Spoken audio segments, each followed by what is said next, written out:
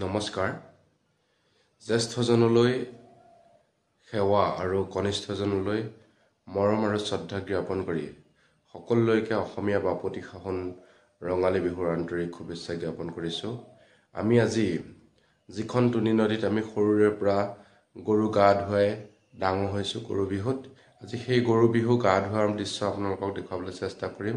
আৰু যিহেতু তুনি নদীখন ইতিমধ্যে যিখন তুনি নৈ মৰি যাব ধৰিছিলে সেই তুনি নৈখন ইতিমধ্যে চাফা কৰি অসম চৰকাৰখনে এক নিদৰ্শন দাঙি ধৰিছে। আৰু যিখন তুনি নৈত আমি এতিয়া গা ধুব পৰা হৈছে, আজি সাঁতুৰি নাদুৰি গা ধুব পাৰিব আজি খেনচোৱা অঞ্চলৰ ল'ৰা ছোৱালীসকলে। খেনচোৱা অঞ্চলৰ বুলি নহয়, সমগ্ৰ যিহেতু তুনি নদীখনে সমগ্ৰ মাজুলীকে সমগ্ৰ মাজুলীতে তুনি নৈ সমগ্ৰ মাজুলীৰ মাজেদিয়ে বৈ গৈছে।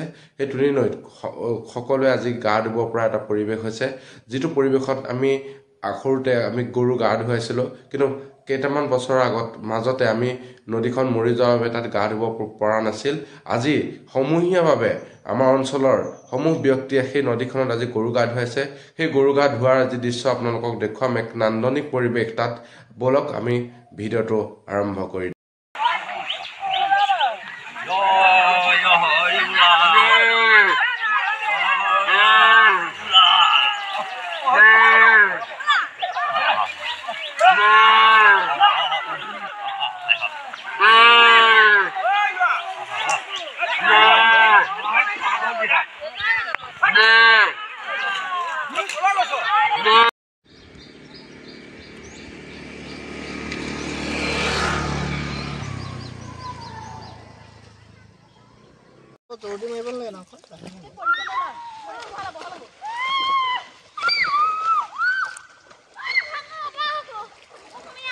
আমি এই বৰঘাটটো দেখিছে নহয়, এই বৰঘাটটো আগতে পৰি দিওঁ, আমাৰ খুদ বৈ থাকে নদীখনত।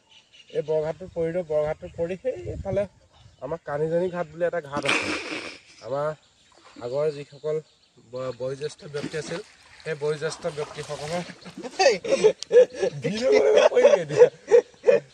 বয়োজ্যেষ্ঠ ব্যক্তিসকলৰ নামত মানে এটা এটা ঘাট নাম দি লোৱা হৈছে। ঘাটবোৰ আমি এইটো বৰঘাট বুলি কওঁ। বৰঘাটৰ পৰা আমি পৰি দিওঁ, কানিজনী ঘাটত আমি উঠোঁগৈ। কানি ঘাটত এটা এজোপা গছ আছে, সেই গছজোপা প্ৰায় 30-40 ফুটমান ওখ হ'ব। 30-40 ফুট ওখ গছজোপাৰ পৰা আমি ওপৰলৈ উঠিলে নদীলৈ জঁপিয়াওঁ।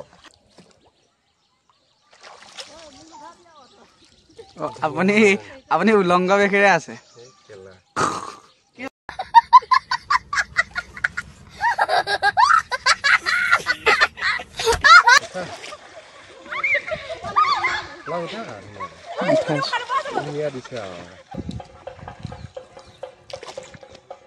আমি আহি আমগুৰি ৰংদৈ গাঁও পাইছোঁহি, আৰু কিছু সময়ৰ পাছত আমি ডেকা খেনচোৱা যিখন দলং, আমি দলংখন আমি পাম, যিখন পকা দলং আমি সেইখন পাম। আমি খেনচোৱা দলঙৰ ওচৰৰ পৰাই আমি আজি আমাৰ যাত্ৰা শেষ কৰিম। এটা দিন আমি কমপ্লিট আমি গোটেই তুনিখন নাৱেৰে আমি ভ্ৰমণ কৰি আমি আপোনালোকক দেখাবলৈ চেষ্টা কৰিম। তুনিখন সম্পূৰ্ণ চাফা হৈ লওক। এটা দিন সম্পূৰ্ণ আমি তুনিত আমি নাৱেৰে আমি ঘূৰিম, আপোনালোকক সেই পৰিৱেশ আমি দেখাবলৈ চেষ্টা কৰিম। এয়া আহি আমি ডেকা খেনচোৱা পাম খন্তেক সময়ৰ পাছতে। সঁচাকৈ এক ভাবিব নোৱাৰা পৰিৱেশ। এইখন তুনিখনৰ এইকণত আছিলে কি আছিলে, এইকণত মানুহে খোজকাঢ়ি যাব পৰা হৈছিল, মানে খেতি কৰিছিলে ইয়াতে। এতিয়া গৈ গৈ তুনি পৰিৱেশ নাও চলাব পৰা হৈছে। আচলতে আমাৰ তুনিপৰীয়া ৰাইজৰ আমাৰ সুখ আৰু আনন্দ ইয়াতে নিহিত হৈ থাকে বহুতৰ।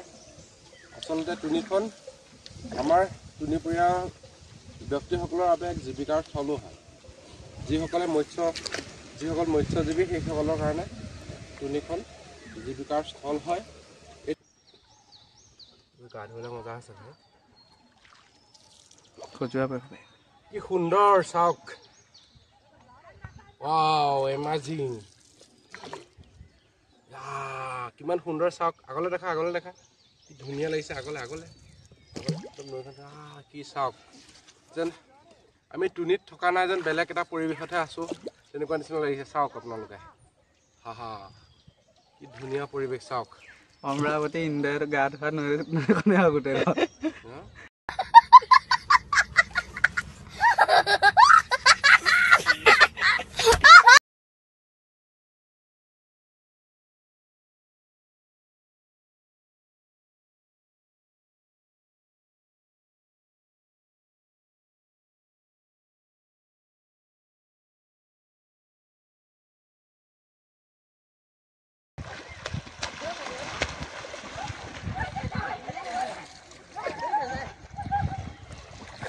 সেয়া দলং পাই গ'লো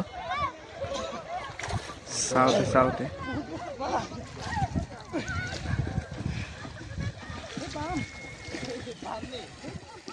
লাই যাবৰি যে গান মাৰিব লাগে নহয় আজি এই ছোৱালী নহয় ডাঙৰ মানুহ ক'বা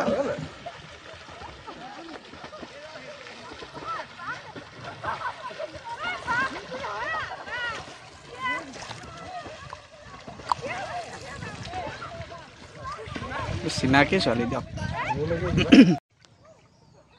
আহি আমি খেনচোৱাৰ যিখন পকা দলং পালোহি চাওক আপোনালোকে আমাৰ কেমেৰাত খেনচোৱাৰ পকা দলংখন এখন চাওক বুঢ়া খেনচোৱাৰ পৰা ডেকা খেনচোৱা পকা দলঙলৈ এক সুন্দৰভাৱে আমি নৌকা যাত্ৰা কৰিলোঁ আজি প্ৰথম আৰম্ভণি সঁচাই মন আজি উৎফুল্লিত হৈছে সঁচাই ভাল লাগিছে আমি যান্ত্ৰিকতাৰ মাজত থাকি এনেদৰে আমি নিজকে হেৰুৱাই পেলাইছোঁ যে আমি হয়তো নিজৰ বাদে আমি সমাজ তথা ৰাইজৰ কথা চিন্তা কৰিবলৈ পাহৰি গৈছোঁ আজি সঁচাকৈ ভাল লাগিছে ওলাই আহিছোঁ ধুনীয়া এটা পৰিৱেশ আজি বহাগৰ আজি গৰু বিহুৰ দিনা আমি এনেদৰে ওলাই আহি এটা মন উৎফুল্লিত হৈছে আমি আমাৰ লগত আছে গুণকান্ত আৰু আমাৰ পলাশ ৰাংগা আছে